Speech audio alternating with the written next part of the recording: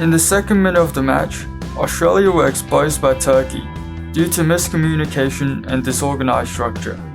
We can see Kadioglu about to receive the ball from the centre-back.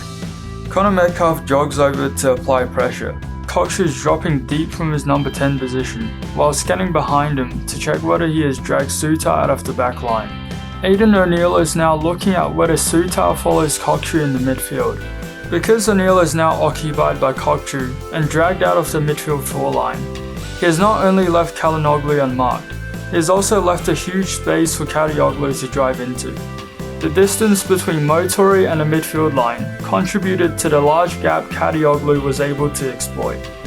Behind O'Neill, Paul Okonensler is occupied by 2 Turkish players because Irankunda hasn't dropped back into the midfield line.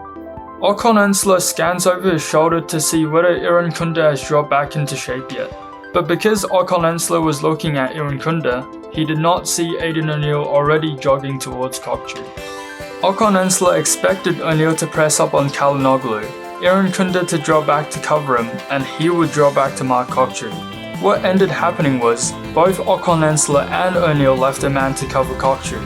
Along with Irankunda out of position, this led to Turkey's 3 playmakers being unmarked, and a gaping hole for Kadioglu to drive into. We can see Okonensler scanning behind him to check whether Irankunda has dropped back into shape yet again. A second later, as Kadioglu is about to drive into the space in front of Okonensler, he doesn't see this immediately because he was scanning towards the striker. But as Okonensler looks back at the play, he now sees Kadioglu driving into the middle, and he shifts over to his right in preparation to cut him off. But behind him, Arda Güler is on an island of his own, because both centre-backs are occupied by Artakoglu making a run in behind. The left back is occupied by the play out wide, and most importantly, Irankunda still hasn't dropped back into shape.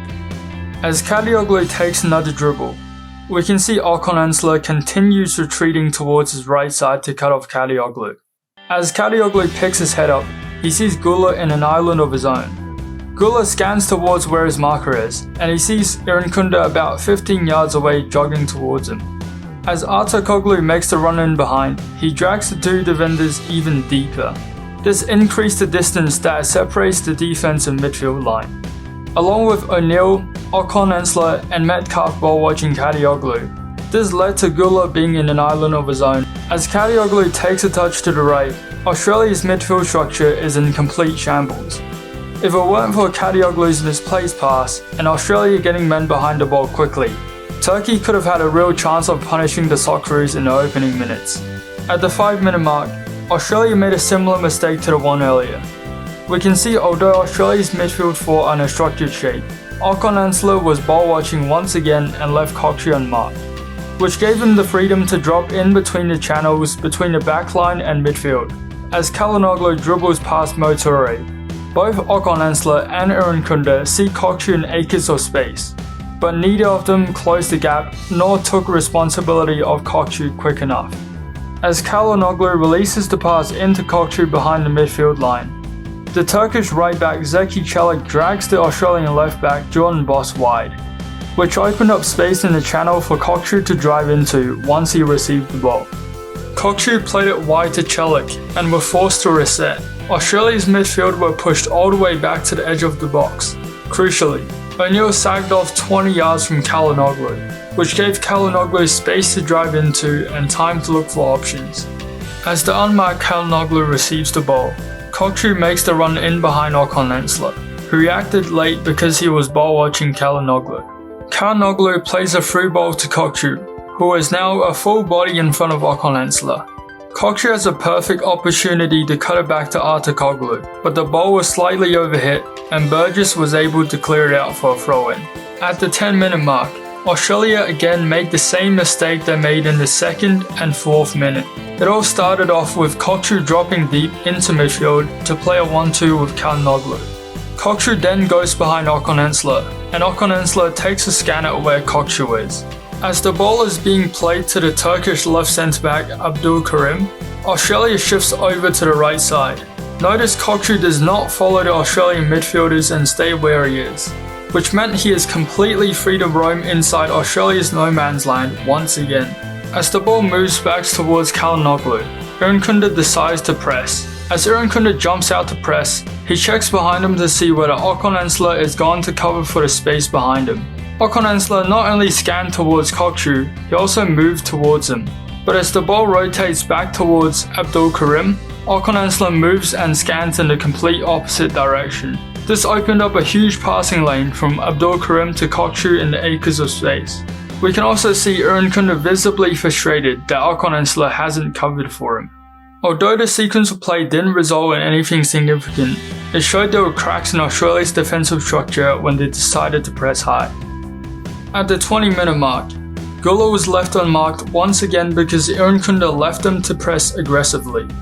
When Irankunda realized Turkey weren't switching the ball to the right side, he saw an unmarked Gula behind him.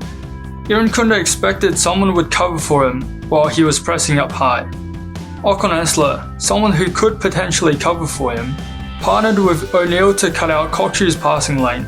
Perhaps this was an instruction from Tony Popovic to minimize Kokcu's effectiveness off the ball. If Okan Ensler was covering the space in the middle of the pitch where the red circle is, Irankunda would be able to press high up the pitch without having to worry about the space he leaves behind. Popovic solved the problem of Kokcu being allowed to roam off the ball by having Okan Ensler and O'Neill double-team the passing lane to Kokcu. But by doing so, they've created another problem.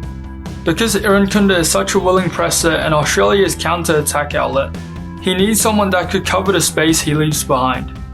In the lead-up to the first Socceroos goal, Australia had lost the ball due to Turkey's intense pressing. As the ball was swung in from the left side, Australia had every single player back defending.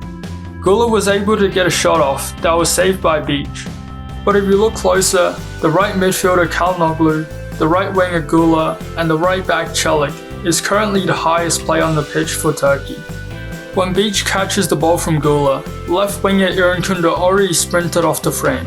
Gula, Çalhanoğlu, and Çelik, who makes up Turkey's right-hand side responsible for Irankunda, haven't even made it out of the box.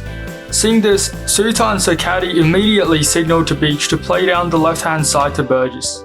When Okan Ensler receives the pass from Burgess, we can see Gula is still behind the ball, Çalhanoğlu is jogging back, and Irankunda is about to run at Turkey's defense. As the ball leaves Okan Ensler's foot, we can see the three players haven't tracked back sufficiently at all. As Irankunda receives the perfectly weighted ball from Okan Ensler, he puts his technical excellence and pure speed on full display. As the ball hit the back of the net, the entire attack went from back to front in just 12 seconds. The Socceroos build-up to the second goal started with the ball pinballing in the midfield, until Conor Metcalfe picks up the ball ahead of 6 Turkish players. Along with Yengi pushing back the Turkish defense, this led to a massive space for Metcalfe to drive the ball into, and finish it off with a wonder strike into the bottom right corner. The second goal further incentivized the Socceroos to sit in a deep block and stay compact, forcing Turkey to take low percentage long shots, recycle the play and put desperate crosses into the box.